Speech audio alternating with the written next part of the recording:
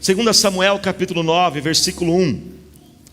Diz o seguinte: certa ocasião Davi perguntou: resta ainda alguém da família de Saul a quem eu possa mostrar lealdade? Outras versões diz que eu possa mostrar bondade por causa de minha amizade com Jonatas. Então chamaram Ziba, um dos servos de Saul, para apresentar-se a Davi. E o rei lhe perguntou: você é Ziba? Sou teu servo, respondeu ele. Perguntou-lhe Davi: resta ainda alguém da família de Saul a quem eu possa mostrar a lealdade de Deus? Respondeu Ziba: ainda há um filho de Jonatas, aleijado dos pés. Onde está ele? Perguntou o rei. Ziba respondeu: na casa de Maquir, filho de Amiel, em Lodebar. Diga comigo assim: Lodebar. Então o rei Davi mandou trazê-lo de Lodebar. Quando Mefibosete, o filho de Jonatas e o neto de Saul, compareceu diante de Davi, prostrou-se com o rosto em terra. Mefibosete? Perguntou Davi. Ele respondeu: sim, sou teu servo, não tenha medo. Disse-lhe Davi: pois é certo que eu tratarei com bondade por causa de minha amizade com Jonatas, o seu pai. Vou devolver-lhe todas as terras que pertenciam ao seu avô Saul, e você comerá sempre à minha mesa. Mefibosete prostrou-se e disse: quem é o teu servo, para que te preocupes com um cão morto como eu? Então o rei convocou Ziba e disse-lhe: devolvi ao neto de Saul, seu senhor, tudo que pertencia a ele e à família dele. Você, seus filhos e seus servos cultivarão a terra para ele. Você trará a colheita para que haja provisões na casa do neto do meu senhor. Mas Mefibosete comerá sempre à minha mesa. Ziba tinha 15 filhos, misericórdia, né, irmãos? Filho é benção, mas 15 também não dá, né, gente? Ziba tinha 15 filhos e 20 servos. Então Ziba disse ao rei: o teu servo fará tudo o que o rei, o meu senhor, ordenou. Assim Mefibosete passou a comer à mesa de Davi, como se fosse um dos seus filhos. Diga glória a Deus. Irmãos, eu queria começar essa mensagem perguntando: quem aqui já se colocou numa situação difícil, porque você prometeu algo para alguém, e depois você percebeu que você não ia conseguir cumprir aquilo? Já aconteceu com você? Você ficou empolgado, você queria agradar a pessoa, e aí você prometeu, se comprometeu, e depois falou: meu Deus, o que eu fiz? Né? Aquele amigo seu começou a construir uma casa, e você queria dar um ânimo nele: olha, não, vamos construir essa casa, você vai conseguir sim. Na hora que chegar a hora de encher a laje, pode me chamar. Aí chegou a hora da laje, né? Aí você já começou: não, vamos contratar um concreto usinado mesmo, eu dou uma ajuda aqui, não é assim? Você prometeu ajudar para estudar na prova, prometeu para fazer uma carona, só que você não perguntou para onde que era a carona, né? Não, pode deixar que eu te levo. Aí a pessoa falou: meu Deus, o que eu fiz agora? Às vezes acontece com a gente promete algumas coisas e depois fala: meu Deus, o que eu fiz? E essa história é a história de quando um dia o rei Davi, ele lembra-se de uma promessa. Ele se lembra de um compromisso que ele fez, mas ele cumpriu esta promessa. A história de Mefibosete, irmãos, é uma das histórias mais lindas de toda a Bíblia. Uma história de redenção, uma história de restauração. Como Deus pode mudar a história de uma pessoa em apenas um único dia. Como alguém pode acordar de manhã de um jeito e terminar aquele dia, o mesmo dia, com a sua vida totalmente transformada. Mas para que nós possamos conhecer a história de Mefibosete, só o que a gente leu aqui não é o suficiente. Presta atenção nisso, não é o suficiente. Nós temos que ver todo um contexto que existe atrás dessa história. A história de Mefibosete, na verdade, começa até mesmo antes mesmo de ele nascer. Começa anos lá atrás, quando Davi ainda não era rei. Na verdade, quando Davi estava sendo perseguido pelo rei Saul. Você lembra disso, que Davi foi perseguido? Por que o rei Saul perseguiu de forma assim tão intensa a vida de Davi? Vamos lembrar um pouquinho que naquela época eles estavam vivendo uma monarquia, estavam vivendo um período de reinos. E quando nós temos um rei, gente, um rei ele não governa até quando o povo quer. Um rei ele governa até o último dia da vida dele. E quando o rei morre, o seu filho assume o seu lugar. E quando aquele filho morre, o neto então assume, ou seja, é uma sucessão real. Nós podemos chamar isso também de uma dinastia, ou seja, uma linhagem familiar, é a família real. Um morreu, o outro começa a governar no outro lugar. Quem está entendendo, diga amém. A Bíblia então diz que Saul foi o primeiro rei de Israel, ou seja, a sua dinastia, a sua família seria a família real. Só que Saul cometeu um pecado muito grave contra Deus, e ele foi punido por esse pecado. Nós não podemos esquecer, irmãos, o mesmo Deus que dá é o mesmo Deus que tira. E Deus então tirou de Saul o direito da sua família ser a família real. E esse direito que estava sobre a família e a descendência de Saul foi tirado de Saul e transferido para Davi. Ou seja, o dia que Saul morresse, Davi se tornaria o rei. E isso logo trouxe uma ameaça ao coração de Saul.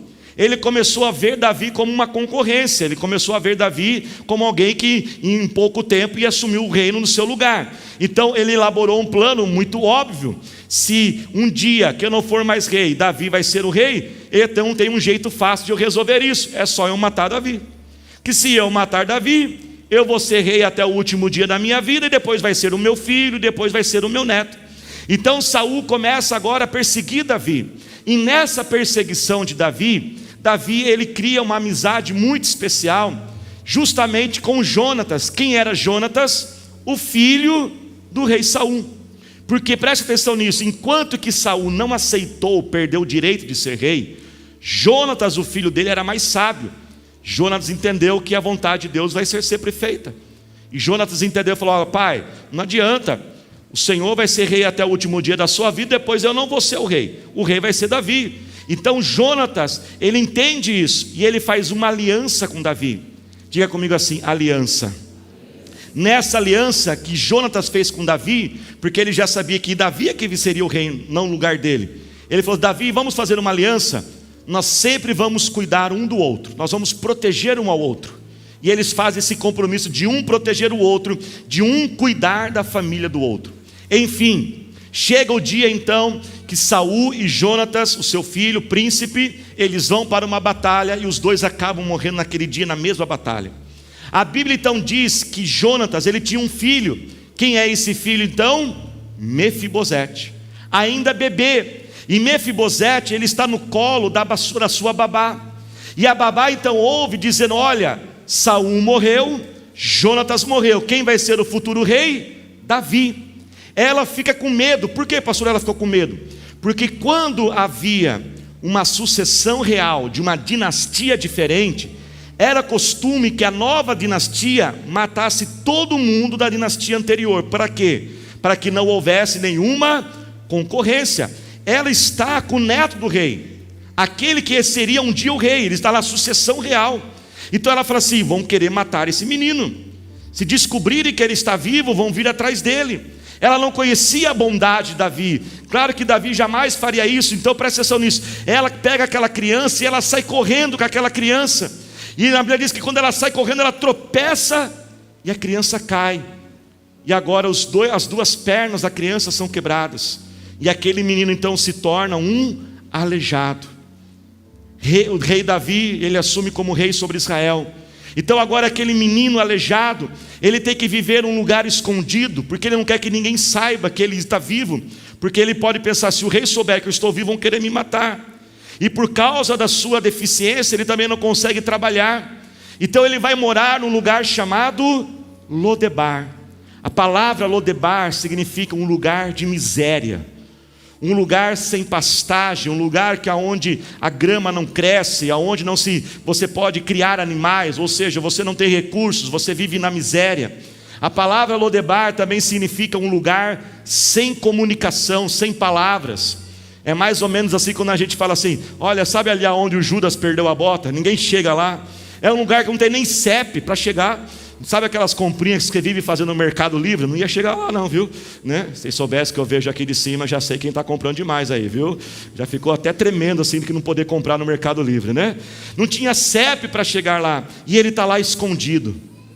Até que um dia, olha que interessante, depois de muitos anos, Mefibosete já é um homem adulto, mas nessa situação em Lodebar, Davi então já está reinando sobre Israel. Ele já é um homem muito bem sucedido, o reino é grande. E ele se lembra de Jonatas, do seu amigo. E ele se lembra que um dia ele fez uma promessa de cuidar da família de Jonatas. Ele chama então os seus servos e fala assim: gente, não sobrou ninguém da família de Jonatas? Não tem ninguém vivo? Alguém diz: não, olha, tem um rapaz chamado Mefibosete. Ele falou assim: traga esse homem para cá. Eu vou devolver tudo que pertence a ele, tudo que era do pai dele, do vô dele. Eu vou devolver todas as terras. E trazem ele para cá, para o palácio. E quando ele chega, ele fala assim: rei, eu estou com medo. Ele fala assim: não tenha medo não, Mefibosete, eu não vou matar você, eu não vou fazer nenhum mal, pelo contrário, eu vou fazer um bem. Eu vou devolver as suas terras, eu vou devolver propriedades, eu vou levantar um monte de gente para trabalhar para você. Você nem vai precisar trabalhar mais. Olha, você é um glória a Deus aí, já ninguém tomou posse não, né? E vai ter gente para trabalhar para você. E tem outra coisa, Mefibosete, você vai sempre sentar à minha mesa. Mefibosete falou: eu não sou digno disso. Ele falou assim: não, Mefibosete, não é por causa de você, mas é por causa da aliança que eu fiz com o seu pai. E essa é a mensagem de Deus nesta noite para cada um de nós. O Senhor te trouxe aqui para você ouvir essa mensagem, tanto aqui como aqueles que ouvem online, para dizer: o rei está te chamando para sentar à mesa. Diga comigo assim: o meu lugar não é em Lodebar. Diga comigo bem forte: o meu lugar é na mesa do rei. Aonde você tem vivido, aonde você tem estado, aonde você tem residido, na mesa do rei ou lá em Lodebar? Será que por causa dos tombos que a vida te deu, será que por causa dos tombos que você tem cometido na vida, ao invés de você estar vivendo na mesa do rei, você não está vivendo lá em Lodebar? Porque sim, irmãos, a vida muitas vezes nos gera tombos. Muitas vezes nós caímos na vida, assim como aquela babá que, correndo para fugir de um inimigo, acabou derrubando aquele bebê. Quantos nós, muitas vezes, fugindo de inimigos na vida, tropeçamos e levamos tombos. Mas não fugindo de inimigos como soldados, com escudos e com espadas e capacetes, mas fugindo de adversidades, de problemas e de lutas. Quantos de nós, talvez, para fugirmos das dívidas, levamos um tombo e caímos na mão de agiotas, e a nossa vida nunca mais foi a mesma, uma vida de tormento, de cobrança. Quantas pessoas, para fugirem da solidão amorosa, às vezes de uma decepção amorosa, acabam caindo e se envolvendo em relacionamentos ainda piores do que anteriormente, porque não aguentaram ficar sozinhas, e se envolve de novo, e você fica se culpando: por que eu sempre me envolvo com esses tipos de pessoas? Quantos de nós, para fugirmos das pressões da vida, porque sim, gente, irmãos, a vida traz muita pressão, a vida pressiona, há pessoas sendo pressionadas na família, esposas que pressionam maridos, maridos que pressionam esposas, pais que pressionam os filhos, filhos que pressionam pais. E quantas vezes, para a gente fugir daquela pressão da vida, nós caímos nos vícios. Você sabia que os vícios são uma das maiores fugas de pressão da vida? Porque o vício, por alguns minutos, por alguns momentos, você esquece aquele problema. E quando a gente fala de vício, não seja ingênuo não, somente pensar não, somente como alcoolismo, como drogas, que são vícios severos. Mas há tantos outros vícios, mas que estão disfarçados. Vício da internet, vício da pornografia, vício de trabalho. Tem gente que é viciada em trabalho, mas é uma fuga da pressão. Tem gente que é viciada em atividades físicas, esportivas. E os irmãos sabem que eu estou pregando. Não estou falando que nós não temos que cuidar do corpo, amém, igreja? Mas nós sabemos que há pessoas que são viciadas naquilo. Outros, para fugirem da pressão da vida, para fugirem da autorresponsabilidade, se tornam pessoas críticas. Você já viu como que tem gente que critica tudo e a todos? Quando você encontrar uma pessoa crítica, reclamona, fofoqueira, você pode reparar, geralmente são pessoas que elas fogem da autorresponsabilidade. Elas não têm coragem de se encarar no espelho e dizer: olha, eu preciso mudar isso. Então, para não confrontar a si mesmo e para fugir dos seus próprios erros, é mais fácil ela falar da vida de todo mundo, porque quando ela fala da vida dos outros, ela esquece da vida dela. Quantos, fugindo de tantas dificuldades na vida, começam a trabalhar por dificuldades financeiras, e às vezes por aquela exaustão de trabalho, por horas e horas e horas de trabalho, você se distrai, comete um erro no seu trabalho. Talvez hoje o teu chefe está te perseguindo, talvez querendo descontar algo no seu salário, porque você cometeu um erro no seu trabalho, porque era muita coisa, e você foi fugindo de tantas outras adversidades. Eu não sei qual é o tombo que você levou na vida, eu não sei quem talvez derrubou você.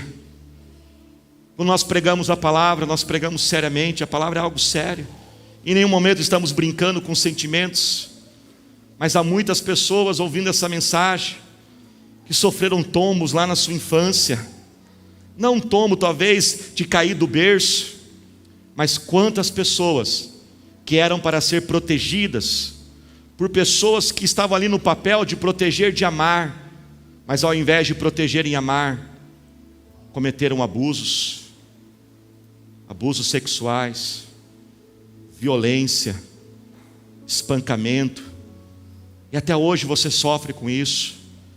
Você diz: pastor, aquela pessoa tinha que me proteger, aquela pessoa era para me guardar, e aquele tombo te levou lá em Lodebar, levou você a ficar fechado naquele lugar. Mas nessa noite, o Senhor te trouxe aqui para dizer: meu filho, o teu lugar não é lá, o teu lugar é na minha mesa. Eu estou te chamando, o Rei está te chamando. Mas pastor, o que eu fiz?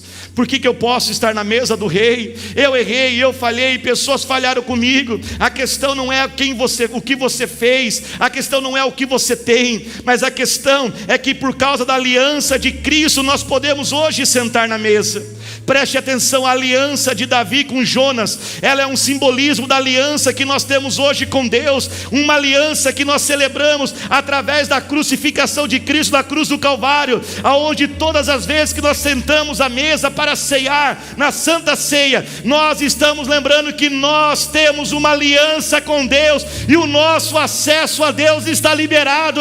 Você pode se sentar na mesa do Rei, porque Cristo te deu esse direito. Por isso aceite Jesus como seu único e suficiente Salvador. Creia que naquela cruz Ele deu a vida dele pela sua vida, e uma aliança agora é feita. O livro de Hebreus diz: entremos com ousadia na presença de Deus, através do sangue de Cristo que nos cobre.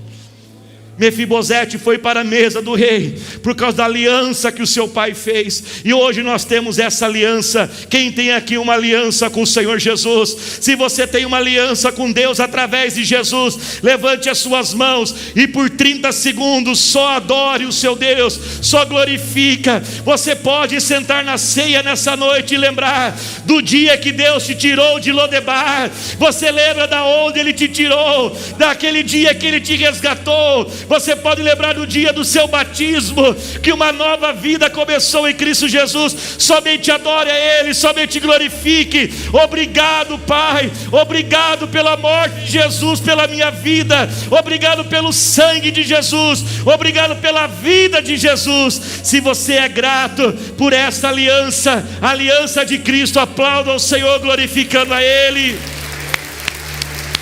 Aleluia, aleluia. O Rei manda te chamar. Eu vou repetir: o Rei manda te chamar. Faça o que for preciso, mas atenda o chamado do Rei. Se for preciso se humilhar, se humilhe. Se for preciso renunciar, renuncie. Se for preciso reconhecer os pecados, reconheça, mas atenda ao chamado do Rei. Vamos pensar um pouco em Mefibosete agora. Que a gente lê a história assim, mas não foi tão simples. Não foi tão simples ele atender o chamado do rei. Vamos imaginar que, vamos pensar o seguinte, que ele ali, por mais que ele estava naquela situação, de uma certa forma ele estava cômodo ali. Lembra que Lodebar significa um lugar sem palavras, um lugar onde você fica quieto, um lugar onde você não fala dos seus problemas e não tenta resolvê-los. Muitos de nós aqui estamos escondidos em Lodebar, estamos até vivendo a vida, mas quietos, não falamos mais, não pedimos mais. Eu fico imaginando, irmãos, porque presta atenção, existe algo muito sério nessa história, muito profundo nessa história. O rei Davi não era um rei mau, era um rei bom. Havia uma aliança entre o pai de Mefibosete e Davi, só que ele não sabia disso. E eu fico imaginando quantas vezes talvez Mefibosete até pensou em ir até Davi. Ele até pensou, quer saber, eu vou lá falar com Davi, vai que ele me ajuda em alguma coisa. Mas alguém diz, não, fica quieto aí, não fala nada. Vai que o rei descobre que você está vivo, ele mata você. Ou seja, levaram uma mentira para Mefibosete. Por isso que eu louvo a Deus por você estar aqui hoje, porque eu creio que hoje é dia de libertação do Senhor nas nossas vidas. E quantas vezes o inimigo está colocando mentiras na sua mente, pessoas estão colocando mentiras, olha, quer saber do que? Aceite a si mesmo. Sabe o que é? Nem todo mundo nasceu para ser feliz. Mas sabe o que é? Tem gente que é azarado mesmo. Mas eu acho que é um karma. Deixa eu dizer, Satanás é um mentiroso e tudo isso é uma mentira. A verdade é que o seu lugar não é em Lodebar, é na mesa do rei. Você é amado e querido e você tem direito de estar lá. Saia dessa caverna do silêncio e clame hoje ao Senhor. Se você parou de orar, de clamar a Deus por algo, você disse, não adianta mais orar, eu vou ficar em silêncio, eu já pedi, eu já orei 10 anos, 15 anos e nada aconteceu. Deus manda dizer, volte a clamar, meu filho, e clame pelo meu milagre. Abra a tua boca, não fique em silêncio, Lodebar. Vá atrás, lute pelo seu sonho, peça mais uma vez aquela bolsa, busque aquele emprego, encontre aquela pessoa, mas abra a tua boca, porque o poder de Deus está sendo liberado. Talvez Mefibosete tinha tanto medo, talvez não, ele tinha medo mesmo, porque o rei fala, não tenha medo. Ele falou, talvez ele falou, não, eu vou ficar aqui, porque vai que o rei faça mal para mim. Ei, olhe para cá. Você sabia que quando a gente leva tombos na vida, para que a gente não leve mais tombos, muitas vezes nós ficamos presos ao medo. Tem gente que não quer mais amar ninguém, não quer mais confiar em ninguém, porque vai que se decepciona de novo. E você talvez está dizendo, pastor, Deus manda dizer mais uma vez, que tem gente, muita gente falando isso, pastor, eu aceitei, é assim mesmo. Você não vive aquilo que você diz, você vive a palavra do rei na sua vida. Jeremias 29:11 diz assim, porque sou eu que conheço os planos que tenho para vós, diz o Senhor. Talvez esse medo de confiar, o medo de servir a Deus, saia desse medo agora. Para que Mefibosete pudesse estar na mesa do rei, olhe para cá, ele precisou ter a sua identidade curada. Você percebeu aqui como que ele se enxergava, como que ele se via? Ele se via como um cachorro morto, gente. O que vale um cachorro morto? Era a forma que ele se via. Ele falou assim, rei, o senhor vai se preocupar comigo, um cachorro morto? Preste atenção, alguns de nós não conseguimos entender por que a gente tem um certo padrão, que a gente vai repetindo certos hábitos e comportamentos. A gente quer se livrar disso, mas a gente vai lá e repete de novo, e faz de novo, e se envolve de novo, e tem aquele negócio de novo, e se envolve naquela pornografia de novo, e se envolve naquele vício de novo, e se envolve naquelas conversas de novo. Sabe por quê? É porque você ainda não entendeu o seu valor. Quando você entender o seu valor, entender que você é alguém importante, você vai dizer, alguém importante não faz esse tipo de coisa. Alguém importante não se envolve com qualquer pessoa. Alguém importante não faz qualquer tipo de negócio. Alguém importante não tem uma vida desse jeito. Alguém importante, ela cuida muito bem do seu tempo, e ela não desperdiça horas e horas e horas do seu dia maratonando séries e séries e séries. Veja bem, não estou falando que isso é errado, mas os irmãos estão entendendo o que Deus está querendo falar com esse exagero, porque a pessoa não enxerga o valor dela, o dia para ela, o tempo para ela. Se ela gastar 7 horas naquilo, não tem problema, porque ela não enxerga o seu valor. O livro de Provérbios 23:7 diz, assim como uma pessoa se vê, assim é a sua vida. Como você se enxergar, vai ser a sua vida. Você já viu aquele programa de acumuladores de lixo? Por que a pessoa ela vive naquela situação? Porque ela se sente isso, ela se sente daquela forma, ela se sente um lixo. E se ela se sente um lixo, ela vive no meio do lixo. Quem se sente qualquer coisa, se envolve com qualquer pessoa. Quem se sente qualquer coisa, ele fica naqueles grupos de WhatsApp horas e horas.